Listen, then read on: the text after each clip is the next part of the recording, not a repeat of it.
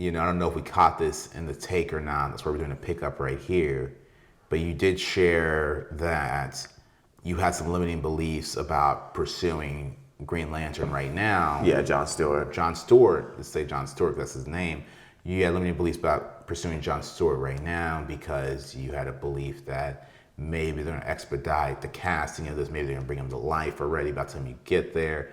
That's a limiting belief that I had myself, and it still hasn't happened. And I've lost years thinking something's gonna happen when it didn't. You can't focus on that. You have to be in a lane of your own. The reward for finding limitations is you get to keep them. That's the reward for finding a limitation. Is you get to keep it. Yeah. There's no need for you to go out there looking for limitations for yourself. There's no reason for you to go out there and look for glass ceilings for yourself. The gift is you get to keep it if you do. Thanks, dude. Thank you for saying that. I think it just goes back to the point that we only live once. Yeah. We only get one chance at life, and you just got to go for everything. Go for your goals. Obviously, have a foundation of what you want to build upon, but whatever that foundation is, whatever that goal is, aim for that. Right. And I guess, just seeing this larger-than-life role and seeing that the movie's going to be made soon, or soon, who knows with the Gunverse. It's like, man, I feel like it's going to, by the time I get there, it might already get casted. It's like I get there and the treasure's gone, like on some One Piece stuff. But no, Yeah. So speaking of that, man, I know we just talked about, ideal roles. Yeah. You know how we heard about The Rock and how he went to his agents and say he wanted to have the same career as Will Smith. If you had to emulate another actor's career, who would that be? So we heard about how The Rock went to his agents and his managers and said that he wanted to emulate the career of Will Smith. He said exactly he wants Will Smith's career. He wants Will Smith's career. That's a way better way of putting it. It's way more direct. So if you had to emulate another actor's career, or if you wanted another actor's career, who would that be? Yeah, this is me and Josh have a lot of similarities. This is where we really differ. He was a moviegoer growing up. He watched movies with his mom regularly. He did all that. For me, which people are still kind of baffled by, is I don't watch TV. I don't watch movies. And I'm getting to that place now, but up until this time, I've not been a bunch of moviegoers. So I can't really say whose position I'd want to take. One position I know is my own. I do consume a lot of music. But with that, when I first came on the scene and I was doing my ambitious work as a director and a writer and as an actor, there's a lot of comparisons drew up for Donald Glover, Childish Gambino, because I had music and I was doing film. And at the time, he was really just expressing himself to a higher level.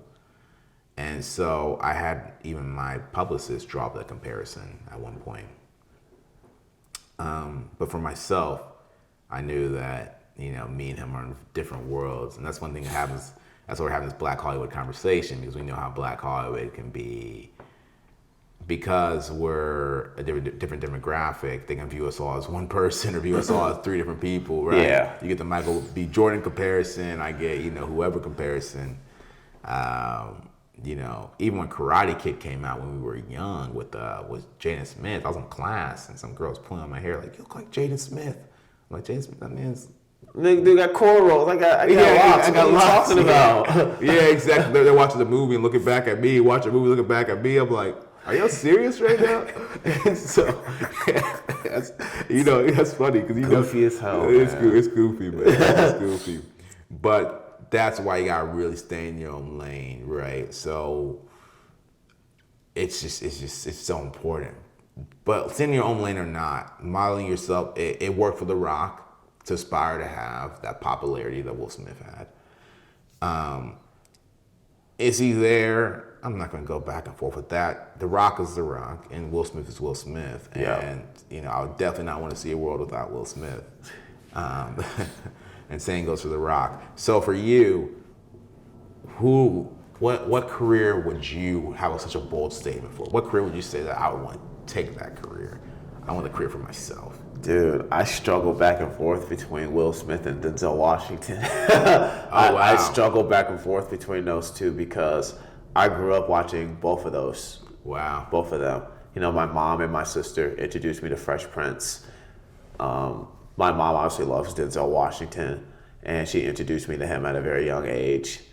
And grew up watching Will Smith, Bad Boys, Hitch, I Am Legend, Men in Black 2, so many great movies because, you know, I was really big in action. But then I also watched a lot of Denzel movies, Man Under Fire, Deja Vu, Training Day. Who's the better actor? Saying Denzel, no question. There you go. Denzel. Yeah. Yeah, no question. Denzel. Yeah. He's one of the few African American actors or black actors who has multiple Best Actor Oscars. Yeah, he has two. He has one for Glory. He has one for Training Day.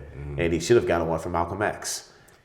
He should have a lot more than he currently has. Yeah, but the one for Malcolm X kind of hurts me the most. Not gonna lie, he lost to Al Pacino, so he could have not lost to a better actor. But that Malcolm X film is truly incredible. Yeah, and just we just talked about character journey in Marvel. That is an epitome of a character. Denzel is great. I watched a movie with him yesterday. Denzel is exceptional. It's exceptional. But it would probably be, if I had to choose between the two, most likely Denzel. I know Will Smith is the bigger actor and everything, but I just have such a respect, and I have respect for Will Smith as well. Don't get me wrong, but I respect Denzel not because of his acting ability as well, but because of who he is as a person as well. Not saying that Will Smith is a bad person, but I watch like every day.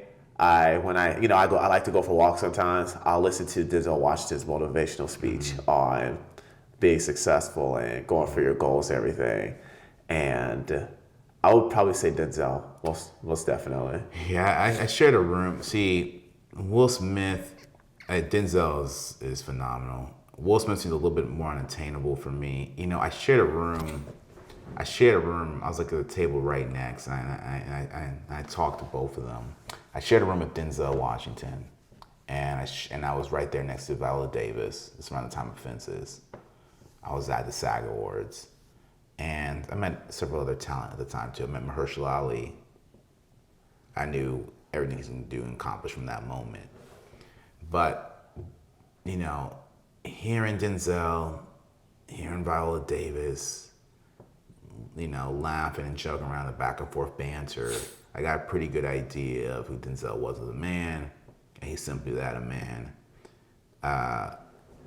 But he's done phenomenal work. He's a specialist. You know, I don't know when he started, and I feel like I know Denzel personally more so than I know Will Smith. Right. By a long shot.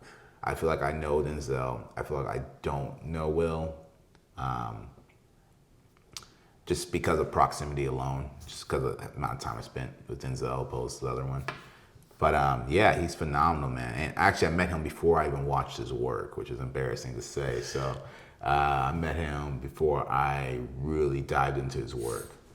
And he's from a point of view as a person or a person of character, he's exactly that. And his career, I was thinking about when he's a living legend. Yeah. I didn't think about that until yesterday when I watched him on TV. I watched him in a movie. I was like, this guy's a living legend. You know, one of the few people to be a living legend. So when he goes, I don't know how the world's gonna respond. I don't know how black Hollywood would respond. I don't know how black America would respond. For sure. He's definitely a pillar in the African American community. Oh, for yeah, sure. Absolutely. And Chadwick Boseman said it best. I don't know if you watched his speech before he passed away. He said that there wouldn't be a Black Panther without Denzel Washington. Of course. There wouldn't be a lot of this without Denzel Washington. And Denzel humbly passed up to Sidney Poitier, you know. He passes up to him. Like, that's the beauty of us carrying a torch like that. There wouldn't be us without Denzel. Most definitely.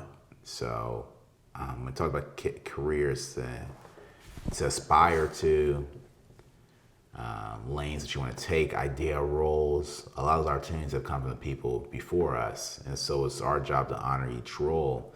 And to honor each role is not honoring the person before us, but honoring each role is being the most believable we possibly can be, to the script the most just we possibly can, use our instrument to tell the truth the best way we can, and hopefully affect audiences globally. And let the scoreboard be the scoreboard. Let the byproduct be the byproduct. You become a superstar, a movie star because of it, great. If you affect, if, you know, I always say, when it comes to art, creating art, I don't say I do this for 1,000 people to like me. I do this because there's 1,000 people just like me. So I don't do this for 1,000 people to like me. I do this for 1,000 people because they're just like me. And so when you tell these stories, you're telling them because there's people out there that really need to hear them. And I think that's where, that has to be where someone as honest as Denzel stems his work from. Yeah. And going back to the whole, you do this so that 1,000 people don't like you. At the end of the day, it's funny how social media has truly not corrupted our brains, but kind of warped our brains, because 1,000 followers isn't a lot in social media standards, but with 1,000 people, you can do a lot. You know what I mean? Yeah, it's true. I mean, it only took, 10, 30, 50, 40 people to take over the Capitol building? Yeah, so, wow. Yeah, so that's a better way, not better way, but it's just another perspective that social media has truly warped our minds into thinking 1,000 people, that's not a lot of people. Dude, that's a lot of people. That's a lot of people. Yeah, even if you said 1 million, I think the big thing I'm trying to say is, it's not, I don't do this because I want 1 million people to like me and to validate me. I tell these stories because I know there's 1 million people just like me who have gone through these circumstances, who have faced this. For you, you're a young African-American man who grew up around St. Louis. You grew up in St. Louis, but you grew up in a suburban area. Yeah. And your story is different for someone who grew up in the inner city, whose story is more valuable. Well, they're of equal value. They're just different.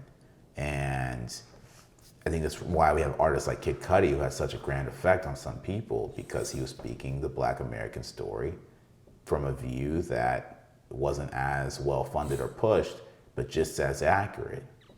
We're only 13% of the nation.